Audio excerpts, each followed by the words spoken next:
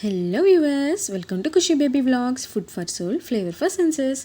నేను బాగున్నాను, మీరంతా కూడా బాగున్నారని ఆశిస్తూ ఈరోజు మన వీడియోలోకి అయితే వెళ్ళిపోదాం.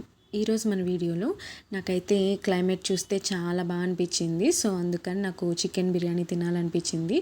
జనరల్గా ఎప్పుడు చేసేలా కాకుండా ఇవాళ కొంచెం దమ్లోనే పులావ్ మిక్స్ చేసి ఇలా చేశాను నా స్టైల్లో. ఇది దమ్ ప్లస్ పులావ్లా చేశాను అనమాట. సో నాకైతే చాలా బాగా కుదిరింది. దీన్ని నేను నార్మల్గా మనం పులావ్ అనేది చిట్టి ముత్యాలతో చేసుకుంటాం కదా, కానీ నేను దీన్ని బాస్మతితోనే చేసేసాను. సో నాకైతే చాలా బాగా అనిపించింది. ఒకసారి మీరు కూడా ట్రై చేయండి. ట్రై చేసి ఎలా వచ్చిందో నాకు కామెంట్ రూపంలో తెలియచేయండి.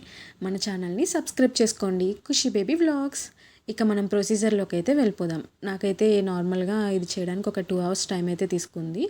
ముందుగానే నేను చికెన్ అదంతా కూడా తీసుకొని నీట్గా క్లీన్ చేసుకొని మ్యారినేట్ చేసుకొని పక్కన పెట్టేసుకున్నాను. దాని తర్వాత బాండి పెట్టుకొని మనకైతే బాండి బాగా హీట్ ఎక్కిన తర్వాత కొంచెం ఆయిల్ వేసుకోవాలి. ఆయిల్ వేసుకొని ఇప్పుడే మీరు కావాలంటే గీని కూడా యాడ్ చేసుకోవచ్చు. నేను ఇక్కడైతే హోల్ గరం మసాలా అనేది వేసేసాను. దాంతోపాటు నేను పులావ్లో కూడా కొంచెం మిక్స్ చేసి చేయాలి అని చెప్పేసి అన్నాను కదా, సో అందుకని నేను ఇక్కడ ఎండుమిర్చిని కూడా యూజ్ చేశాను. తర్వాత కరివేపాకు, ఆనియన్స్, పచ్చిమిర్చి బాగా వేయించాలి. ఇవి వేగుతూ ఉండగానే నేను ఆల్రెడీ చికెన్ అనేది పక్కన బాయిల్ చేస్తున్నాను. ఇప్పుడు నేను కొంచెం గీని కూడా యాడ్ చేసేసాను. గీ కావాలంటే మీరు స్టార్టింగ్లో కూడా వేసుకోవచ్చు. అలాగే టమాటోని కూడా యాడ్ చేసేయాలి. యాడ్ చేసేసి దీన్ని బాగా మగ్గించుకోవాలి.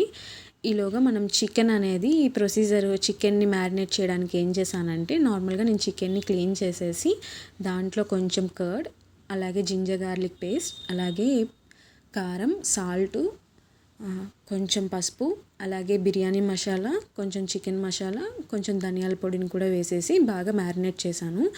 ఇప్పుడు నేను నిమ్మకాయను కూడా యాడ్ చేసేసాను. ఒక 2 hours ముందే ఈ ప్రొసీజర్ అంతా చేసేసి నేను ఫ్రిడ్జ్లో పెట్టేశాను.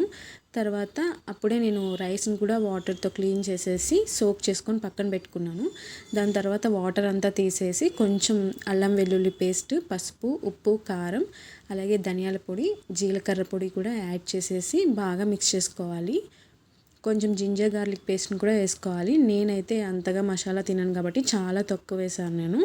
సో ఇదంతా బాగా కలిపిన తర్వాత మనం రైస్ కూడా యాడ్ చేసేసి వాటర్ని వేసుకోవాలి. ఇక్కడ నేను 1 cup రైస్కి 2 cups వాటర్ తీసుకున్నాను. మన చికెన్ కూడా బాగా మ్యారినేట్ అయిపోయింది. దాన్ని బాగా డీప్ ఫ్రై చేసేసాం కదా, సో దాన్ని అంతటినీ కూడా ఈ వాటర్లో యాడ్ చేసేసాలి. యాడ్ చేసేసి 5 minutes హై ఫ్లేమ్లో, 10 minutes లో ఫ్లేమ్లో పెడితే మన వేడి వేడి చికెన్ బిర్యానీ అయితే రెడీ అయిపోతుంది. చూసారా ఎంత బాగా వచ్చిందో.